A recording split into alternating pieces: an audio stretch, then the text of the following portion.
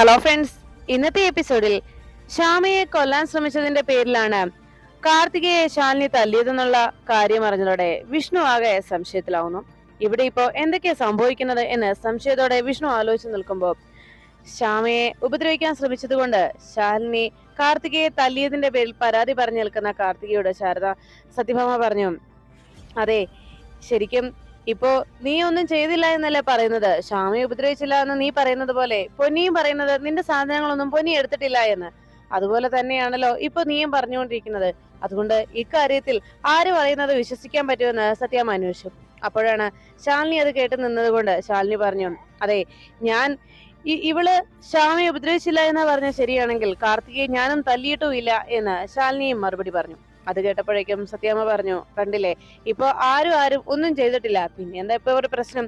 അതുകൊണ്ട് ഇക്കാര്യത്തിൽ ഇനി ഒരു സംസാരം വേണ്ടെന്ന് സത്യാമ്മ പറയുമ്പോ കാർത്തിക പറഞ്ഞു, അല്ല സത്യാമ്മേ, ഞാൻ പറഞ്ഞത് സത്യം തന്നെയാ എന്ന് പറഞ്ഞ് വീണ്ടും കാർത്തിക ബഹളം വെക്കാൻ ഒരുങ്ങുമ്പോ സത്യഭാമ പറഞ്ഞു, മോളെ നീ ഇങ്ങ് വന്നേ എന്ന് പറഞ്ഞ് കാർത്തികയെ സമാധാനപ്പെടുത്തിക്കൊണ്ട് അവിടെ നിന്ന് പുറത്തേക്ക് കൂട്ടിക്കൊണ്ടു പോന്നു.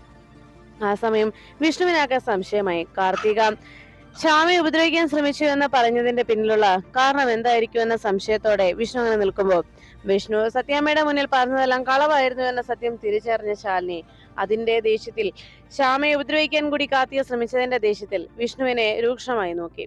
ആ നോട്ടം കണ്ട് വിഷ്ണു മറുപടിയൊന്നും പറയാതെ സംശയത്തോടെ നിന്നു. പിന്നീട് കാണുന്നത് സത്യഭാമ കാർത്തികയുമായി പുറത്തേക്ക് വന്നതിന് ശേഷം കാർത്തികയോട് സത്യാമ്മ ചോദിച്ചു, മോൾക്ക് എന്തെങ്കിലും പ്രശ്നമുണ്ടോ? ഇപ്പോ വീട്ടിൽ നിന്നൊക്കെ ആശ്രമത്തിൽ നിന്നൊക്കെ പോകുന്നത് കൊണ്ട് എന്തെങ്കിലും മനസ്സിന് എന്തെങ്കിലും അസ്വസ്ഥതയോ വല്ല പ്രശ്നമോ ഉണ്ടോ? ഇനി മാനസിക ആരോഗ്യം തകരാറിലാകുമ്പോഴാണല്ലോ പലപ്പോഴും താൻ ചെയ്തില്ല എന്നും ചെയ്യാത്ത കാര്യങ്ങൾ ചെയ്തു എന്നും കാണാത്തത് കണ്ടു എന്നും ഒക്കെ പറയാൻ തോന്നുന്നത്. ഇപ്പോ അവിടെ റൂമിൽ കയറി പൊന്നി വസ്ത്രങ്ങളൊക്കെ വലിച്ചു വാരി അതിലെല്ലാം വലിച്ചെറിഞ്ഞിട്ടിരിക്കുന്നു എന്നൊക്കെ മോൾക്ക് തോന്നിയതും അതുകൊണ്ടാണ്. അതുകൊണ്ട് തന്നെ ആരെങ്കിലും ഉപദ്രവിക്കാനുള്ള ഒരു ടെൻഡൻസി ഉണ്ടാവുന്നതും ഈ മനസ്സിന്റെ ചാഞ്ചാട്ടത്തിലാണ് സംഭവിക്കുന്നത്. അതുകൊണ്ട് അങ്ങനെ എന്തെങ്കിലുമൊക്കെ മോൾക്ക് ഉണ്ടായിട്ടുണ്ടാകും.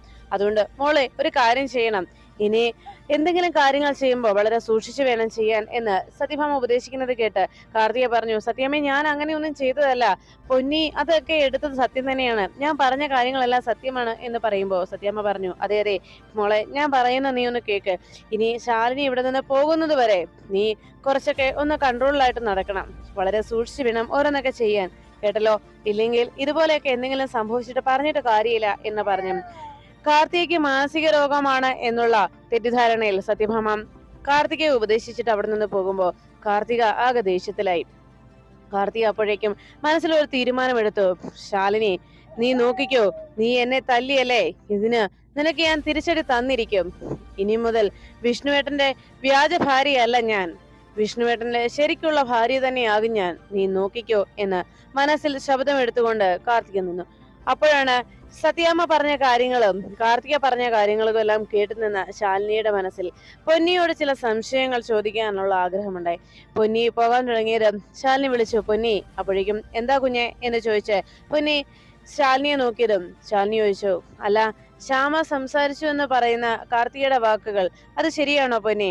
ശ്യാമ ശരിക്കും സംസാരിച്ചിരുന്നോ എന്ന് അന്വേഷിച്ചതും കാർത്തികയുടെ ആ വാക്കുകൾ കേട്ട് സംശയിച്ചിരുന്ന ശാലിനിയുടെ ചോദ്യം കേട്ട് പൊന്നി പറഞ്ഞു, അയ്യോ കുഞ്ഞെന്താ ഈ പറയുന്നത്? വയ്യാതെ കിടക്കുന്ന ഈ ശ്യാമക്കുഞ്ഞ് സംസാരിച്ചെന്നോ? അങ്ങനെയൊക്കെ ഇതുപോലെയൊക്കെ ആരും വിശ്വസിക്കാത്ത നുണകളൊക്കെ തട്ടിവിടാനേ ആ കൊച്ചിന് അറിയത്തുള്ളൂ. അതുകൊണ്ട് തന്നെ ഞാൻ പറഞ്ഞത്. അതുമല്ല, ഞാൻ ആ മുറിയിലേക്ക് ചെന്നപ്പോ അവിടെ കണ്ട കാഴ്ച എന്താണെന്നറിയോ കുഞ്ഞിനെ?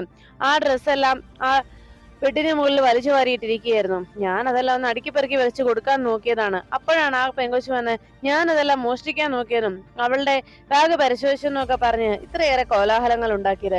എനിക്ക് തോന്നുന്നത് ആ കൊച്ചിനെന്തോ മാനസിക ടെൻഷൻ ഉണ്ടെന്ന് തന്നെയാണ്.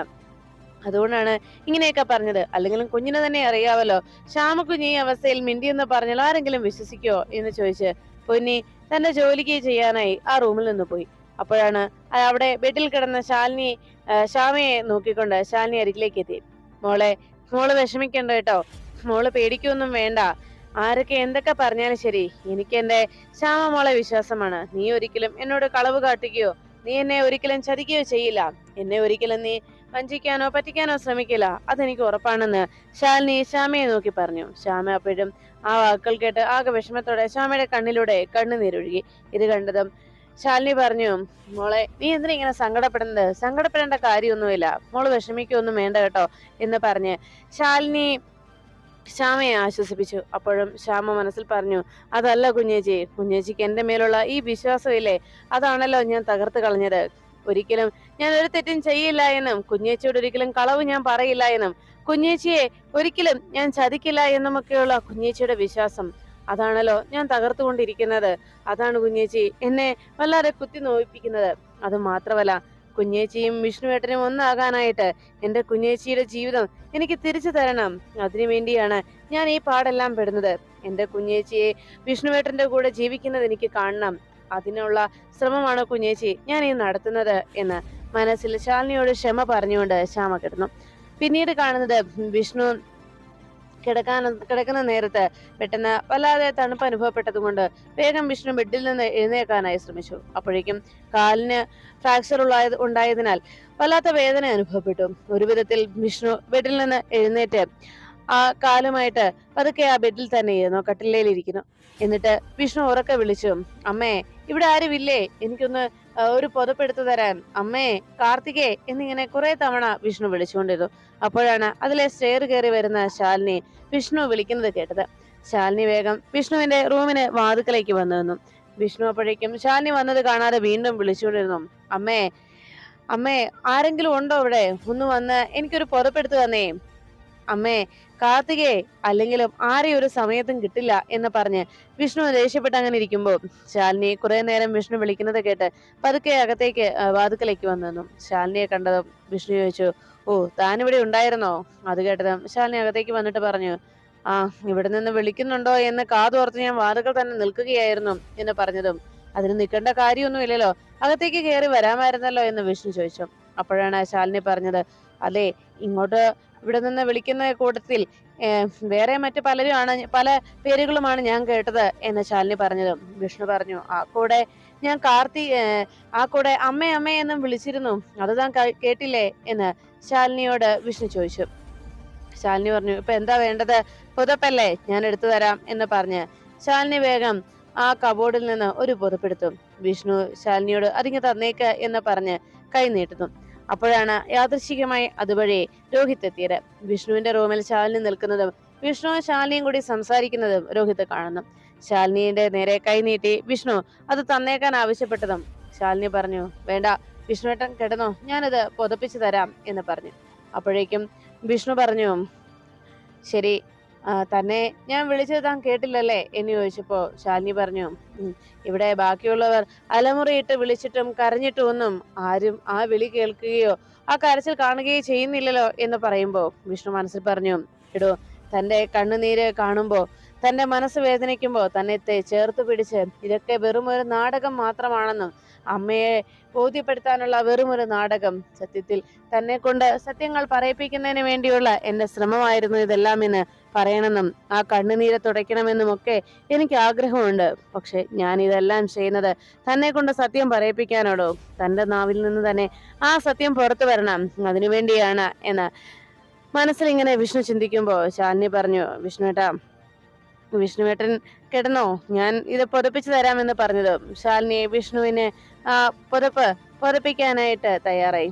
അപ്പോഴേക്കും വിഷ്ണു ശരിയെന്ന് പറഞ്ഞ് ബെഡിലേക്ക് കിടന്നു. അപ്പോഴേക്കും വിഷ്ണു ബെഡിലേക്ക് കിടന്നതും ശാലിനി ആ പുതപ്പിച്ചു.